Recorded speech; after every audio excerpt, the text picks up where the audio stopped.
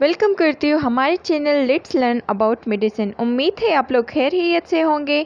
आज की वीडियो में हम बात करेंगे ऑक्सीजपाम टैबलेट के बारे में, जो एक एंटी एंजाइटी यानी बेचैनी को कम करने वाली दवा है। ये दवा दिमाग पर असर डालकर बेचैनी और घबराहट को कम करती है। अगर बेचैनी की वजह से नींद नहीं आती तो ये दवा नींद लाने में मदद करती है। ऑक्सीजपाम इन लोगों के लिए भी इस्तेमाल होता है जो नशा छोड़ रहे हो और इनमें घबराहट या चिड़चिड़ापन हो। अब इसके साइड इफ़ेक्ट्स के बारे में बात करते हैं। नींद आना, चक्कर आना, याददाश्त कमज़ोर होना, मुंह खुश्क होना, मिजाज में तब्दीली, ये सब इसके साइड इफ़ेक्ट्स हैं।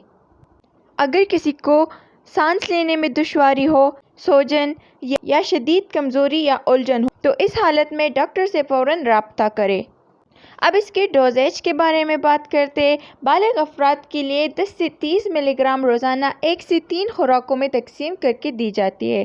बुज़ुर्ग अफराद या जिगर के मरीज़ में खुराक कम की जा सकती है।